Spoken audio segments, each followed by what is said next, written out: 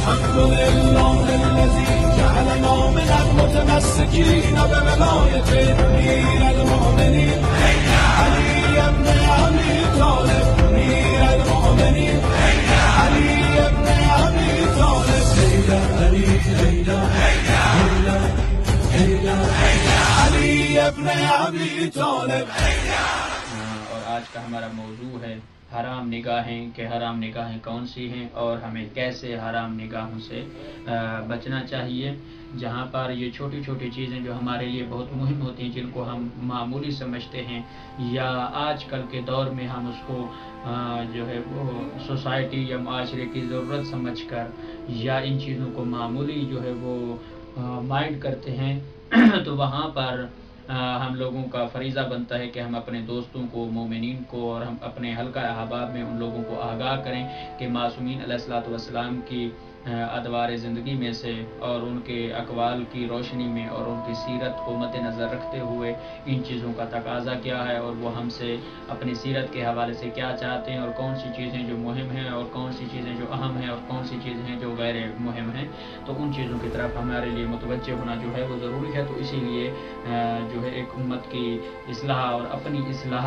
اور اپنے دوستان تک پیغام پہنچانا کہ جن کی فرمائشات پر یہ جو ہے ہم موضوعات کی جو ہے وہ ایک ترتیب بندی کر رہے ہیں تاکہ وقتاً فوقتاً وہ لوگ جو ہے جیسا کہ آج ٹیکنیکل دور ہے، انٹرنیٹ کا دور ہے اور لوگ استفادہ کرتے ہیں، تو اسی حوالے سے ہم یہ کوشش و کاوش اور زحمت جو ہے وہ آپ لوگوں تک پہنچا رہے ہیں. اور آج کا ہمارا جو سوال ہے وہ ہے ممنوع اور حرام نگاہیں جو ہیں وہ کون کون سی ہیں. تو اس میں نمبر ایک پہلی چیز یہ ہوتی ہے کہ آج کل ہمارے معاشرے میں جو ہے وہ عورت کے بناؤ سنگھار کیے ہوئے چہرے پر نگاہ کرنا یہ حرام نگاہ ہے، جو کہ تمام مراجع عظام آیت اللہ بہجت ہو گئے اور آیت اللہ فاضل ہو گئے، آیت اللہ وحید خراسانی اور باقی تمام جید علماء مراجع عظام جو ہے ان کی ایک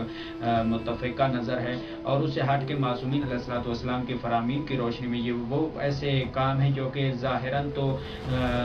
بہت ہی باریک بھی ہیں، لیکن ان کا گناہ جو ہے وہ ہمارے نفس کو جو ہے وہ اتنا گندا آلودہ اور ایک اتنا جو ہے وہ خراب کر دیتا ہے کہ انسان جو ہے وہ اپنے ایمان کو اور اپنی معنویت کو جو ہے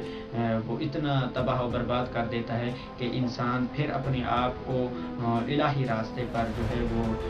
واپس لانا جس کے لیے بہت مشکل ہو جاتا ہے. تو عورت کے بناؤ سنگھار کیے ہوئے چہرے کے اوپر نگاہ کرنا شرعی اعتبار سے جو ہے وہ حرام ہے، اور عورت کے زیور پر نگاہ کرنا شرعی اعتبار سے جو ہے وہ حرام ہے. اور ایسی عورت کی جو بے حجاب تصویر پر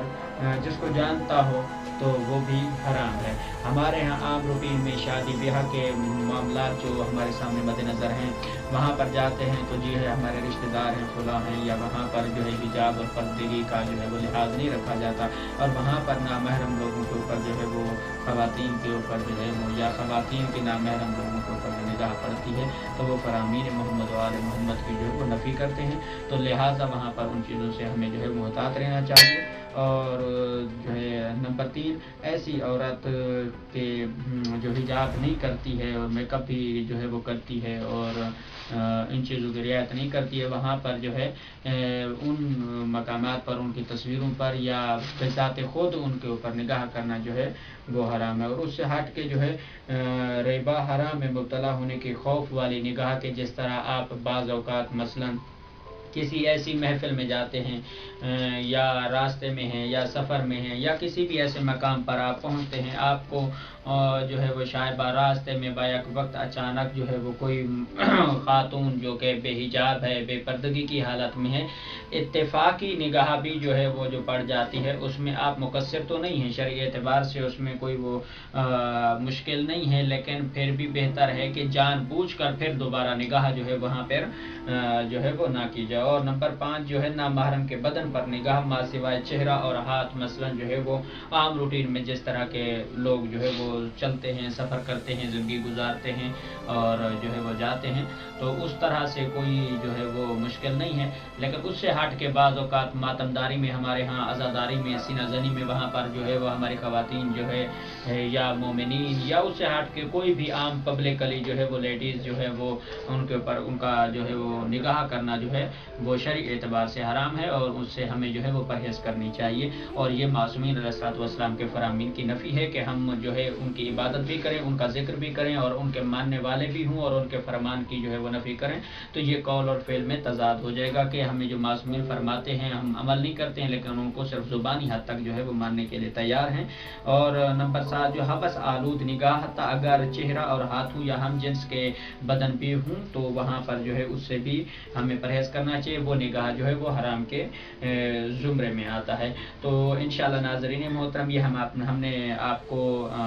بالکل مختصر وقت میں مختصر انداز میں ہم نے آپ کو بتایا کہ جو حرام نگاہ ہے جس سے ہمیں بچنا چاہیے, لحاظ رکھنا چاہیے اور ہمیں جو ہے وہ احتیاط کرنی چاہیے. اگلی ویڈیو میں ہم آپ کو بتائیں گے کہ جائز نگاہ کون سی ہیں اور کن کن مقامات پر کس کس عذر شرعی کے مطابق اور کن کن مقامات پر جو ہے ہم جو ہے وہ نگاہ کر سکتے ہیں یا نگاہ کرنا جو ہے وہ جائز قرار پاتا ہے یا نہیں پاتا. تو انہی الفاظ کے ساتھ آپ لوگوں سے اجازت چاہتا ہوں اور اس پیغام کو دوسرے لوگوں تک, تمام مومنین تک جتنا بھی ایک صدقہ جاریہ کے طور پر سمجھ کر اس کو وقتاً فوقتاً جو ہے دوسرے لوگوں تک بھی بھیجیں, تاکہ یہ ہمارے لیے, میرے لیے بھی اور آپ لوگوں کے لیے بھی ایک صدقہ جاریہ ہو جو کہ فرامین محمد و آل محمد کی روشنی میں ہمارا فریضہ اور ہماری ذمہ داری امر بالمعروف اور نہی عن المنکر کے زمرے میں آتا ہے. تو ہم لوگوں کے اوپر واجب ہے کہ ہم جو ہے وہ دوسرے لوگوں تک اس پیغام کو بھی پہنچائیں جو ہم